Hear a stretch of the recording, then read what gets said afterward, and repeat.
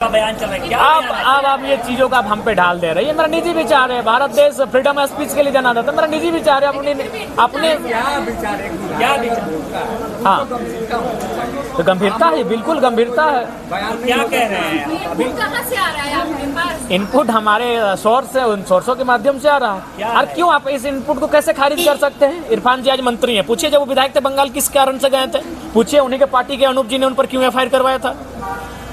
तो ये चीजें तो इतिहास में इस प्रकार की घटनाएं घट चुकी हैं। उसी के आधार में और अभी जो वर्तमान में राज्य में जो उथल पुथल मच रही है, उसी के आधार पर मैंने एक बयान दिया था। क्या कह रहा है? देखिए, सोर्स जो हमारा कह रहा है कि वर्तमान में गठबंधन की स्थिति ठीक नहीं है, वही हमारा सोर्स कह रहा है।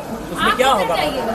हम ठीक है, हम जनता की आवाज है। और इस बजट सत्र में पूरे राज्य की जनता एक ही चीज कह रही है कि विपक्ष में भी भारतीय जनता पार्टी नहीं, जरा मातो विपक्ष में बैठा है।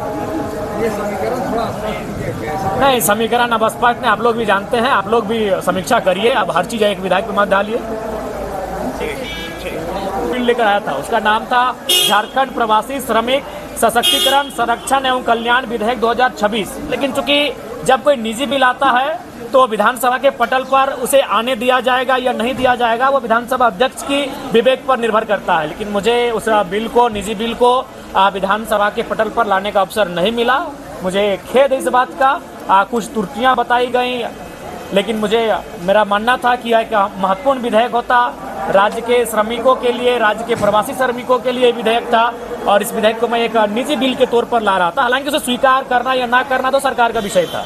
और अनुमान जो विपक्ष के विधायक होते हैं या निजी विधायक कोई बिल लेकर आते हैं तो अनुमान बहुमत वाली सरकार उसे स्वीकार कर देती है। लेकिन कम से कम एक बिल तो जो उसका अधिकार क्षेत्र में आता है, निजी बिल, प्राइवेट बिल, उसे कम से कम लाने का अवसर मिलना चाहिए था। लेकिन आज जो बिल मैं लेकर आ रहा था, जिसका मैंने आवेदन भी किया था, वो बिल मुझे विधानसभा के पटल पर लाने का अवसर नहीं दिया गया।